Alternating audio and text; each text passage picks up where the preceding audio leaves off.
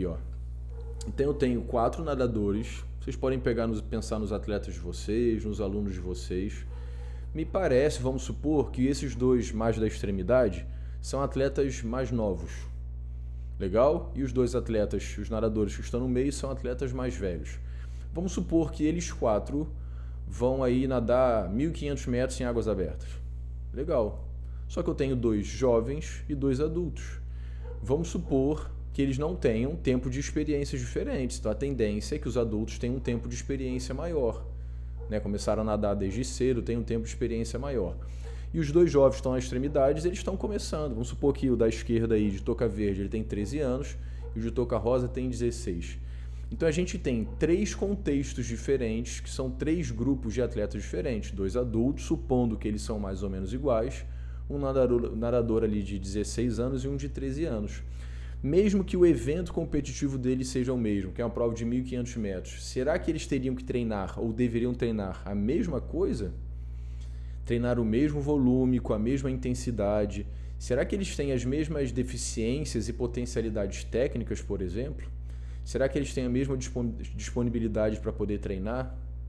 Isso tudo a gente tem que pensar. Agora vamos pensar numa condição oposta, que pode acontecer também. Os 2 atletas que estão na ponta, que são os mais novos, na verdade eles têm um desempenho muito melhor do que os 2 adultos que estão no centro. Vamos supor que esses 2 que estão do lado direito é pai e filho, os 2 do lado esquerdo pai e filho também. Então os pais que estão no meio nunca fizeram aula de natação, de repente se empolgaram com o desempenho dos filhos, que são atletas, participam de natação competitiva, e os filhos, para poder estimular os pais, começaram a participar de eventos em águas abertas. E esses 2 pais que estão no centro, que são os adultos, contrataram vocês para poder prescrever treino para eles.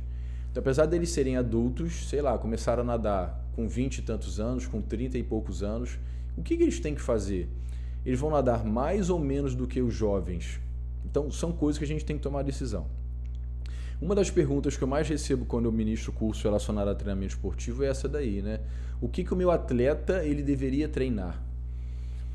Por que a gente quer a resposta para essa pergunta? Porque é a partir disso que eu vou ter uma ideia do que eu tenho que prescrever de treinamento. Mas é uma pergunta até certo ponto ingênua, porque parece que é uma resposta única, e ela é difícil de responder. Porque, na verdade, o que tem por trás, que é o que a gente vai conversar hoje? Poxa, quais são as exigências de capacidade motores, de ambiente fisiológico que a sua modalidade esportiva tem? Então, pegando o exemplo anterior dos nadadores, será que eles têm que nadar a mesma coisa ou ter o mesmo percentual de volume de treino aeróbico, anaeróbico, de força e de velocidade? Será que eles têm que treinar velocidade, sabendo que a distância que eles vão competir na natação ali é de 1.500 metros? Será que treinar atletas de vôlei de praia é a mesma coisa que treinar atletas de vôlei de quadra? Então são contextos diferentes e a gente precisa ter isso em mente. Nesse nosso último encontro eu mostrei para vocês essa proposta aqui, que é a matriz ou análise fofa ou SWOT, onde a gente vai identificar quais são os pontos positivos do nosso atleta, os pontos negativos do nosso atleta. E além disso, identificar oportunidades e ameaças no ambiente externo. Então a gente tem basicamente 2 contextos aqui. Eu vou analisar o ambiente interno, que é o meu atleta, que são as condições que ele tem de desempenho, de saúde, de experiência, tudo que vocês puderem imaginar. E quanto mais informações vocês puderem ter, melhor. E no próximo slide tem um exemplo disso aí para vocês. E eu vou avaliar as condições externas também, que envolvem o atleta. Por quê? Não adianta, por exemplo, o meu atleta ele ter tempo para poder treinar, mas a gente está ele participa de competições de handball, eu tenho uma equipe de handball e só tem essa equipe na cidade. Então, apesar de eu ter uma equipe, a equipe ser boa, eu não tenho condições de competir com frequência porque não tem nenhum adversário à altura da minha equipe. Não porque às vezes a equipe é muito boa, é porque treina um pouquinho mais do que os outros, acaba parecendo que é muito boa.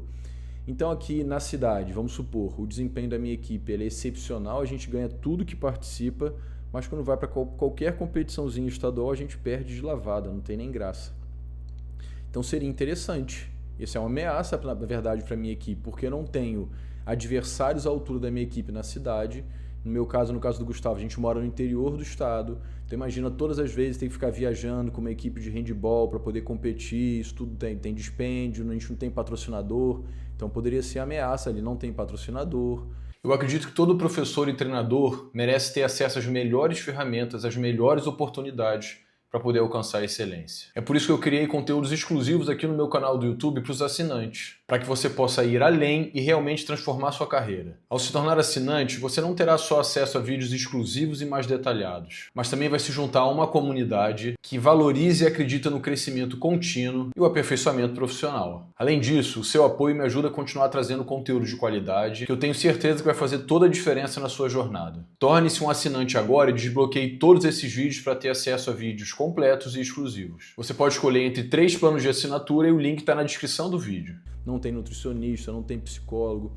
Então essa é a ideia de uma matriz que não é da educação física, na verdade é da gestão, é da administração, para que a gente possa avaliar o ambiente interno, que a gente vai chamar das condições do atleta, e do externo, que é tudo que envolve o processo de treinamento.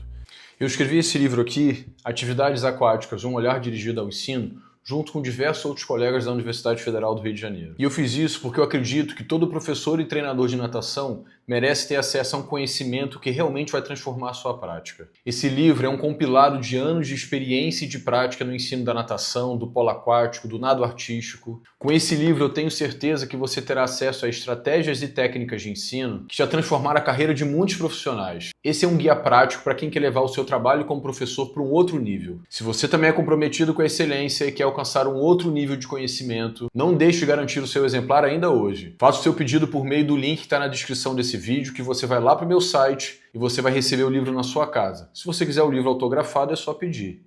Aí tem coisa aqui que você pode conversar com o atleta, tem coisa que você observa, tem procedimentos para você ter uma resposta melhor, você tem que propor um teste para depois fazer uma avaliação. Então quero avaliar uma condição aeróbica para sua modalidade esportiva. Você tem que ter um teste que avalie essa condição aeróbica. Você quer saber uma condição, um desempenho de força dos seus atletas. Você tem que ter a proposta de um teste de força que você consiga utilizar para poder avaliar a força dos seus atletas. E aqui a gente começa a se preocupar também com o seguinte: alguns testes eles trazem para a gente a ideia de um desempenho que é geral. Só que no esporte a gente precisa de desempenho específico. Então o que eu posso pensar aqui também? Poxa, bacana, eu poderia fazer um teste aeróbico numa bicicleta, mas eu estou treinando jogadores de futebol. Mas será que se tivesse um teste no próprio campo, na área de jogo, não seria mais interessante? Será que se eu tivesse GPS, será que se eu tivesse equipamentos para poder avaliar essa condição aeróbica, ou quanto que eles correm, com que frequência cardíaca, durante o próprio jogo, não seria bacana? Pô, seria melhor ainda.